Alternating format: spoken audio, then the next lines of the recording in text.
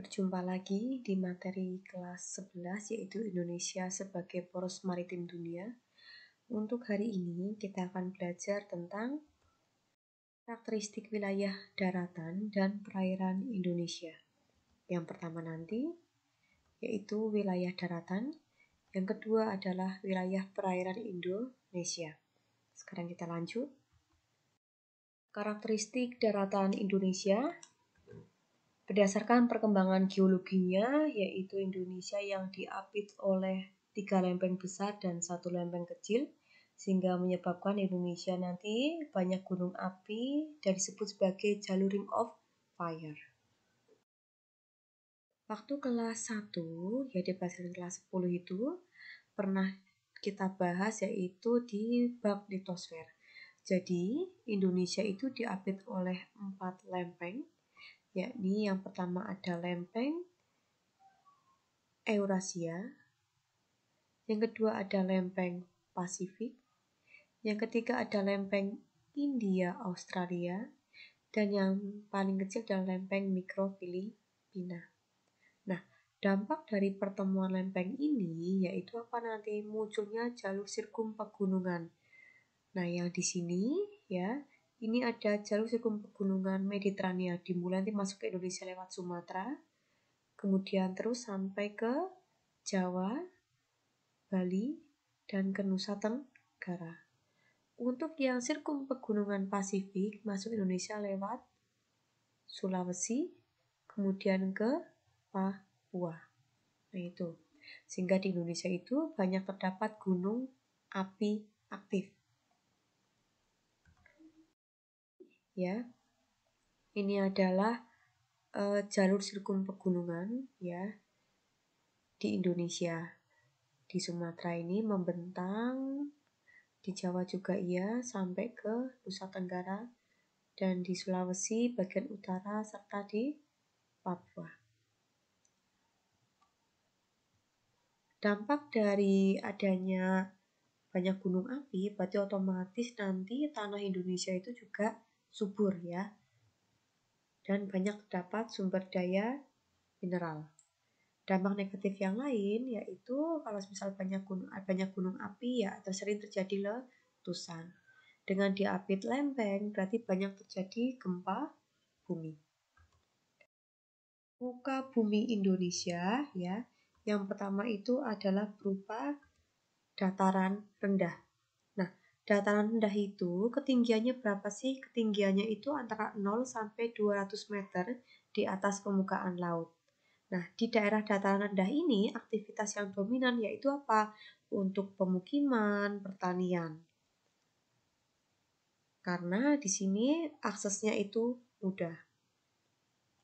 Kemudian yang kedua ada dataran tinggi, yaitu ketinggiannya lebih dari 400 meter di atas permukaan air laut. Dataran tinggi itu berada di daerah pegunungan atau dikelilingi oleh bukit-bukit sehingga udaranya sangat dingin dan segar. Nah, aktivitas pertanian itu berkembang di dataran tinggi. Sebagian besar itu menanam padi dan berbagai jenis sayuran. Kemudian contoh dataran tinggi itu ada di dataran tinggi. Kalau di Jawa Tengah itu ada dataran tinggi Dieng. Kemudian nanti ada dataran tinggi Alas di Aceh, Pasai, dan Gayo yang ada di Aceh. Di Sumatera Barat nanti ada dataran tinggi Minangkabau. Kemudian nanti di Jawa Timur ada dataran tinggi Tengger. Dan di Papua Tengah ada dataran tinggi Charles Lewis. Kemudian yang berikutnya yaitu pegunungan. Pegunungan itu adalah bagian dari daratan yang merupakan kawasan yang terdiri atas deretan gunung-gunung dengan ketinggiannya itu lebih dari 600 meter di atas permukaan air laut. Nah, rata-rata pegunungan di Indonesia itu adalah kelanjutan dari sirkum pegunungan Mediterania. Nah, ya dimulai dari mana tadi? Dari Sumatera, yaitu adanya pegunungan Bukit Barisan. Di Jawa nanti ada pegunungan Seribu. Dan yang nanti di Indonesia bagian timur yaitu adanya sirkum pegunungan Pasifik. Pegunungan itu dimanfaatkan biasanya sebagai tempat istirahat, wisata, camping, dan lain-lain. Dan juga untuk tempat perlindungan hewan dan tumbuhan. Berikutnya yaitu ada gunung. Nah, gunung di Indonesia itu banyak sekali. Nah, gunung itu adalah apa sih? Bagian dari permukaan bumi yang menjulang lebih tinggi dibandingkan dengan daerah sekitarnya. Ketinggiannya bisa lebih dari 600 meter. Gunung di Indonesia itu rata-rata aktif semua. Ya. Gunung itu dimanfaatkan sebagai pengatur iklim dan menyimpan air. Kemudian dijadikan sebagai tempat wisata. Materialnya itu digunakan untuk dapat menyuburkan tanah, kemudian juga untuk pasirnya sebagai bahan bangunan. Berikutnya yaitu pantai. Nah, pantai itu adalah wilayah yang menjadi batas antara lautan dan daratan. Karena di Indonesia itu adalah negara kepulauan, sehingga banyak sekali terdapat pantai. Nah, dimanfaatkan apa saja untuk objek wisata, daerah pertanian pasang surut, areal tambak garam, perkebunan, kemudian pengembangan industri kerajinan rakyat. Kemudian yang berikutnya yaitu ada delta. Delta itu apa sih? Delta adalah daratan yang terbentuk dari hasil sedimentasi material-material yang terbawa oleh arus sungai yang letaknya berada di muara sungai. Nah, delta itu ada banyak ya. Ada delta Sungai Brantas, Bengawan Solo, Sungai Membramu Papua, Sungai Musi, dan yang dicontoh gambar ini adalah delta Sungai Ulo di Kebumen. Yang terakhir adalah tanjung. Tanjung itu apa? Tanjung adalah daratan yang menjorok ke laut. Nah, tanjung yang luas biasanya disebut sebagai semenanjung. Dalam pemanfaatannya, ya, kalau teluk itu digunakan biasanya untuk pelabuhan, kalau tanjung digunakan untuk wisata karena posisinya yang menjorok ke laut. Beberapa tanjung, contohnya ada Tanjung Benoa, Tanjung Lesung di Banten, dan Tanjung Kelayang di Belitung. Di gambar ini adalah gambar Tanjung Lesung di Banten sebelum kena tsunami. Kita bagi ada 3, ada bagian barat, bagian tengah, dan bagian timur. Untuk yang bagian barat atau kita sebut sebagai dangkalan Sunda, yaitu merupakan zona laut dangkalan Sunda. Kemudian beberapa bukti wilayah barat pernah menjadi satu daratan, yakni yang pertama, adanya persamaan flora dan fauna di Jawa, Sumatera, dan sebagian Kalimantan bagian barat seperti gajah, harimau, dan orang hutan, serta tipe hutannya yaitu hutan hujan tropis. Yang kedua, kondisi dan jenis batuan relatif sama. Yang ketiga, ditemukan lembah-lembah di dasar laut bekas aliran sungai purba atau submarine canyon. Sungai di pantai timur Sumatera dan Kalimantan itu mengalir ke Laut Cina Selatan. Ya. Jadi, sungai yang ada di pantai timur Sumatera dan Kalimantan itu mengalirnya ke Laut Cina Selatan.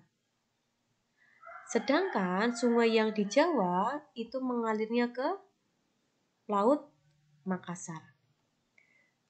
Kemudian Laut Paparan Sunda atau dangkalan Sunda itu memiliki luas sekitar 1,8 juta km persegi dengan kedalamannya kurang dari 100 meter.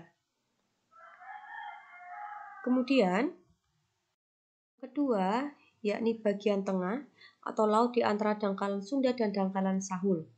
Didominasi laut dalam karena bentuknya berupa basin dan palung.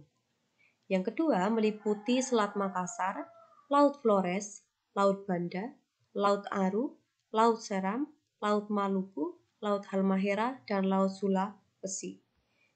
Kedalamannya itu lebih dari 4.000 meter, bahkan ada yang lebih dari 6.000 meter. Topografi dasar laut di perairan laut dalam sangat kompleks karena dipenuhi dengan berbagai bentuk basin dan palung. Topografi dasar laut dalam dapat diklasifikasikan sebagai berikut.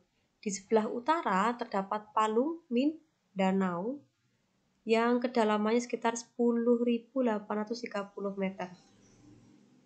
Kemudian di Laut Maluku terdapat Basin Morotai, ada lagi Basin Banda, dan di Samudra Hindia terdiri atas Basin Besar Indo-Australia. Dan ada Palung Jawa dengan kedalaman 7.450 meter. Yang ketiga, bagian timur, yaitu namanya Dangkalan Sahul.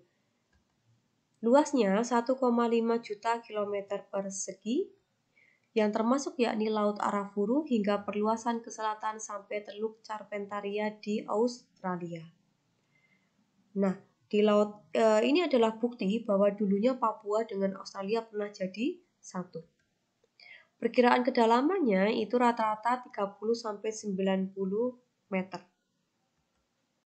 Karakteristik Laut Indonesia, yaitu sumber daya hayati Laut Indonesia. Yang pertama, adanya padang lamun. Nah, padang lamun adalah ekosistem khas di Laut Dangkal pada wilayah perairan hangat dengan dasar pasir dan didominasi oleh tumbuhan lamun, sekelompok tumbuhan anggota bangsa Alismatales yang beradaptasi di air asin. Biasanya hanya terbentuk pada bagian perairan laut yang dangkal, kedalamannya kurang dari 3 meter. Namun dasarnya tidak pernah terbuka dari perairan sehingga selalu tergenang. Kemudian yang kedua yaitu berupa terumbu karang, yaitu sekumpulan hewan karang yang bersimbiosis dengan sejenis tumbuhan alga. Terumbu karang ini banyak terdapat di perairan dangkal, dan kalau kita mau mengunjunginya itu paling banyak ada di Indonesia bagian timur. Yang ketiga yaitu hutan bakau atau mangrove. Hutan yang tumbuh di air payau dan dipengaruhi oleh pasang surut air laut. Di hutan ini tumbuh khusus di tempat-tempat di mana terjadi pelumpuran dan akumulasi bahan organik. Selanjutnya, ekoregion Laut Indonesia. Ekoregion laut adalah wilayah perairan laut dengan komposisi spesies yang relatif homogen dan berbeda dengan wilayah yang berdekatan. Indonesia memiliki 18 ekoregion laut termasuk samudra, selat, dan laut. Di antaranya ada Samudra Hindia sebelah barat Sumatera, Samudra Hindia sebelah selatan Jawa, kemudian ada Laut Natuna, kemudian ada Selat Malaka, ada Selat Karimata, ada Laut Jawa, ada Teluk Tomini, ada Laut Sulawesi, Selat Makassar, Laut Banda sebelah selatan Sulawesi, Laut Banda sebelah timur Sulawesi, perairan Bali dan Nusa Tenggara, Laut Halmahera, Laut Banda, Samudra Pasifik sebelah utara Papua, Laut Seram dan Teluk Bintuni, Laut Arafura dan Teluk Cendrawasih. Nah, yang digambar ini saya tampilkan hanya 4, Samudra Hindia, Selat Malaka, Selat Karimata, dan Laut Natuna. Sekian dan terima kasih.